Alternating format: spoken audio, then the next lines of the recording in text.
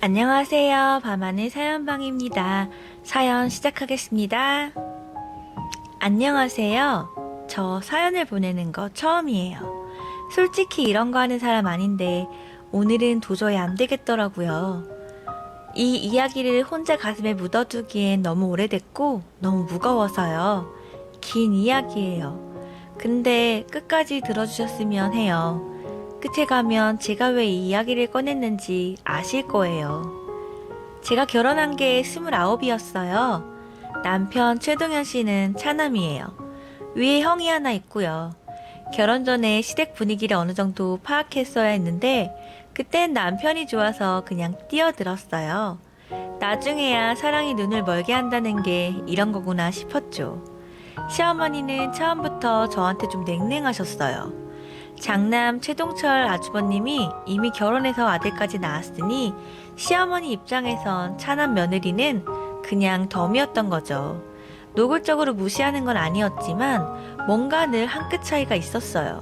명절에 형님한테는 선영아 수고했어 이제 좀 쉬어 하시면서 저한테는 미선아 저기 설거지 좀 마무리해라 이런 식이랄까요? 저는 뭐 그냥 했어요. 설거지도 하고 전도 붙이고 청소도 하고 내가 더 열심히 해야지. 그럼 언젠가는 인정해 주시겠지. 형님 박선영 씨는요. 처음부터 저랑 맞는 사람이 아니었어요. 형님은 되게 계산적인 사람이에요. 웃는 얼굴로 계산하는 타입. 겉으로 상냥한 척 하는데 속에 뭐가 들었는지는 시간이 지나면 다 나오잖아요. 결혼 초에 형님이 저한테 이런 말을 했어요. 아무렇지도 않게. 미선씨, 우리 시댁은 장남 중심이야. 그게 싫으면 이 집안은 힘들어. 그냥 그러려니 하고 살아야 해. 충고처럼 포장했지만 사실은 선 긋는 거였어요. 너는 차남 며느리니까 주제 파악하라는 거죠. 저는 그때 웃으면서 그렇군요 했어요. 속으로는 별걸 다 가르쳐준다 싶었지만 세월이 흘러서 시아버지가 쓰러지신 게 제가 40 초반이었어요. 뇌경색이었어요. 갑자기. 아침에 일어나셨다가 쓰러지셨는데 발견한 게 다행히 빨랐어요. 그래도 반신마비가 남았어요. 오른쪽이 잘 안 움직이시게 됐고 언어장애도 조금 생기셨어요. 그때부터였어요. 진짜 시댁 살림이 시작된 게. 형님 내외는 서울에 살았어요. 저희는 시부모님이랑 같은 도시 차로 15분 거리에 살았고요. 그래서 자연스럽게 시아버지 병원 스케줄, 재활치료, 병간호 다 저희가 맡게 됐어요. 처음에 아주버님이 뭐라고 했는지 아세요? 동현아, 미안한데 우리가 멀리 있으니까 내가 아버지 잘 좀 부탁한다. 그리고 뭐 필요한 거 있으면 말해. 뭐가 필요하냐고요? 필요한 걸 말하면 핑계를 대고 차일피일 미뤘고요. 아버지한테는 잘 안 왔습니다. 마음 먹으면 2시간 거리인데 2시간이 못 올 거리예요. 근데 형님 내에는 진짜 안 왔어요. 처음 한두 달은 주말에 가끔 내려오더니 그 다음부터는 바빠서 애들 학원이 있어서 회사 일이 있어서가 반복됐어요. 저는 그냥 했어요.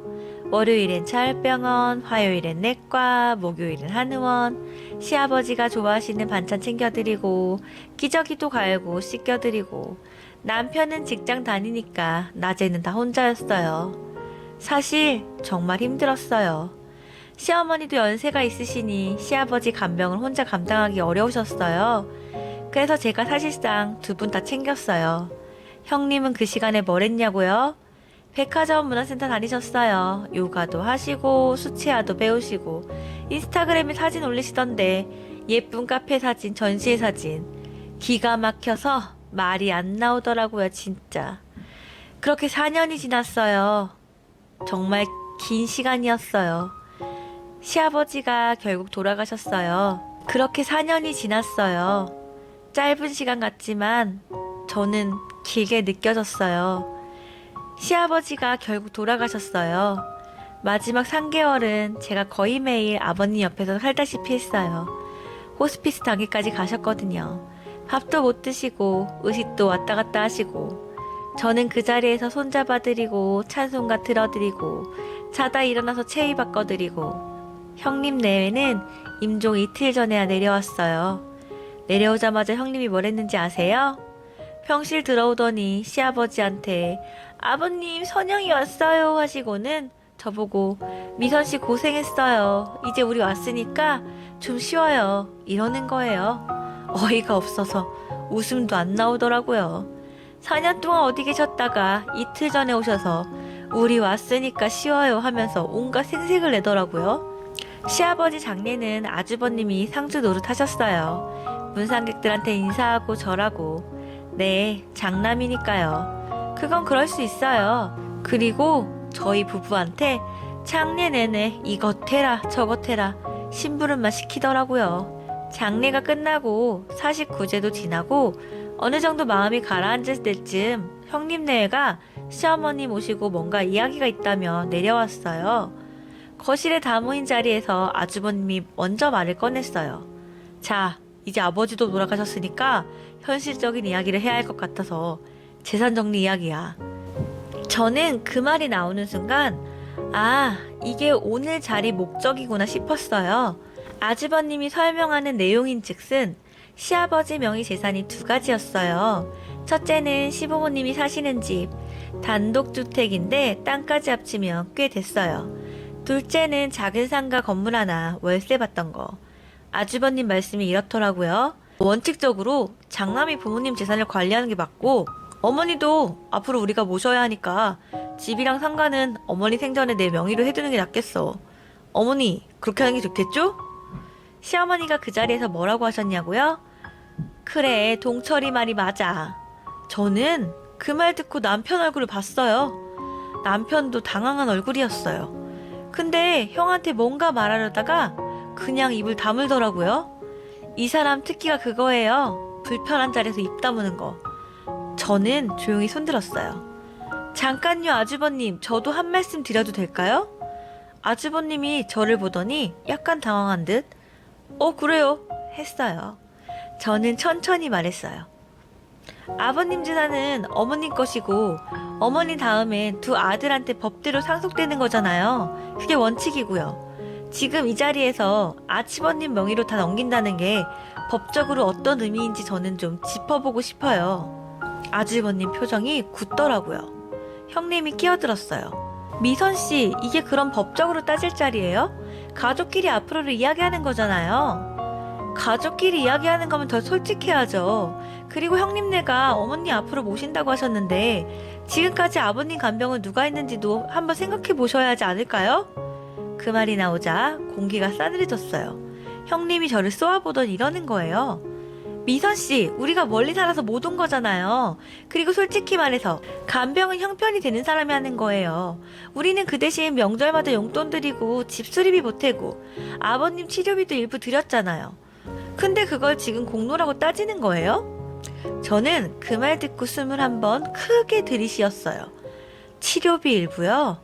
4년 치료비에서 형님네가 보낸 게 총 얼마였는지 제가 다 기억해요. 영수증도 있어요. 그 일부가 전체에 얼마가 됐는지. 근데 저는 그날 더 말을 잇지 않았어요. 이유가 있었어요. 사실 그날 이전에 저한테는 하나 알고 있는 게 있었어요. 시아버지가 돌아가시기 6개월 전이었어요. 의식이 오락가락 하시던 그 시기에 어느 날 갑자기 시아버지가 저 손을 꽉 잡으시더니 또렷하게 말씀하시더라고요. 미선아. 시아버지가 저를 직접 이름으로 부르신 게 그때가 처음이었어요. 20년이 넘는 세월 동안 항상 동연처였거든요. 미선아, 내가 고생이 많았다. 내가 다 알고 있어. 저는 그냥 아버님 그런 말씀 마세요 하고 손을 꼭 잡아드렸어요. 눈물이 나려는 걸 참았어요. 아버님이 이어서 말씀하셨어요. 내가 해놓은 게 있다. 나중에 알게 될 거야. 섭섭하게는 안 했다. 그때는 그 말이 무슨 뜻인지 몰랐어요. 편찮으신 분이 하는 말씀이라 그냥 그러시려니 했죠. 근데 그 말이 자꾸 마음 한구석에 남아 있었어요. 그로부터 2달쯤 지났어요. 아주버님이 결국 서류를 만들었어요. 시어머니 동의하에 집이랑 상가를 아주버님 명의로 이전하는 증여 서류들. 어머니가 직접 도장을 찍으셨어요. 저는 그 사실을 나중에 남편한테 들었어요. 남편이 저한테 미안한 얼굴로 말하더라고요. 형이 어머니 모시겠다고 하니까 어머니도 그렇게 하신 것 같아. 나는 반대할 명분이. 저는 남편 말을 끊었어요. 반대할 명분이 없어요? 내가 4년을 어떻게 보냈는지 잊었어요? 남편이 고개를 숙이더라고요. 이 사람 스키가 또 나온 거예요. 말 안 하고 고개 숙이기. 하지만 저는 화내지 않았어요. 저한테는 아직 확인해야 할 게 하나 남아 있었거든요. 시아버지가 하신 말씀, 내가 해놓은 게 있다. 저는 혼자 움직였어요. 시아버지가 거래하시던 법무사 사무소가 있었어요. 시아버지 서류 챙겨드리러 몇 번 가봤던 데라 저는 알고 있었어요. 거기 가서 조용히 물어봤어요. 혹시 최병호 어르신이 생전에 남기신 문서가 있는지 확인이 가능할까요? 법무사분이 잠깐 확인하더니 이렇게 말씀하시더라고요. 최병호 어르신이 공증된 문서를 남기셨는데 그게 법무법인 쪽에 맡겨져 있어요. 정 변호사님 연결해 드릴게요. 정 변호사. 그 이름을 처음 들었을 때 솔직히 실감이 안 났어요. 정 변호사를 만난 건 그로부터 일주일 뒤였어요. 50대 중반에 조용하고 단정한 분이었어요. 저한테 먼저 이렇게 말씀하시더라고요. 최병호 어르신이 생전에 저를 찾아오셨어요. 2년 전쯤이요. 거동이 불편하셨는데도 직접 오셔서 문서를 작성하고 공증하고 가셨어요. 저는 가슴이 두근거렸어요. 어떤 내용인가요? 변호사님이 서류 봉투를 꺼내셨어요. 공증유언장입니다. 법적으로 효력이 있는 문서예요. 유언장 내용을 읽는데 저는 중간에 읽다가 멈췄어요. 손이 떨려서요. 시아버지가 남긴 내용의 요지는 이렇습니다. 첫째, 주택과 상가는 두 아들에게 균등분을 상속한다. 둘째, 단 차남 최동현의 배우자 김미선에게는 별도로 현금자산 일부와 상가 수익의 30%에 해당하는 권리를 유증한다. 셋째, 이 유언장은 공증된 법적 문서이므로 추후 작성된 어떤 증여 서류보다도 법적 우선순위를 가진다. 그리고 마지막에 시아버지 친필로 이렇게 적혀 있었어요. 미선아, 내가 고생한 거 내가 다 보고 있었다. 말로 표현하는 게 서툰 사람이라 살아서는 제대로 못했구나. 이걸로 대신한다. 고맙다. 저는 그 자리에서 울었어요. 소리 없이 그냥 눈물이 흘렀어요. 창피하고 어쩌고 그런 생각도 없었어요. 그냥 울음이 터져 나왔어요. 20년을 동연처로 살았는데 시아버지가 마지막에 미선아라고 부르셨던 그 목소리가 다시 생각나면서 변호사님이 조용히 물 한 잔 갖다 주시면서 말씀하셨어요. 공증유언장은 법적으로 매우 강력한 효력을 가집니다. 사망 이후에 작성된 증여 서류가 있더라도 생전에 공증된 유언은 그보다 우선합니다. 특히 이 건은 어르신이 충분한 판단 능력이 있을 때 직접 방문하셔서 작성하셨기 때문에 효력 다툼의 여지도 없어요. 저는 한참 만에 입을 열었어요. 그럼 형님 쪽에서 이미 진행한 증여 이전 서류는요? 무효 처리가 될 가능성이 높습니다. 법원에 유언장 검인 절차를 밟으시면 됩니다. 저는 집에 돌아와서 남편한테 말했어요. 봉투를 꺼내놓으면서.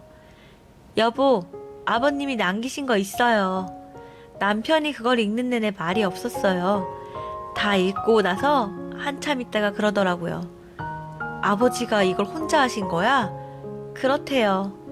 남편 눈이 빨개졌어요. 저는 남편 등을 두드려줬어요. 이제 아주버님한테 이야기해야 해요. 우리가 직접 할 수도 있고 변호사님 통해서 공식으로 할 수도 있어요. 어떻게 하고 싶어요?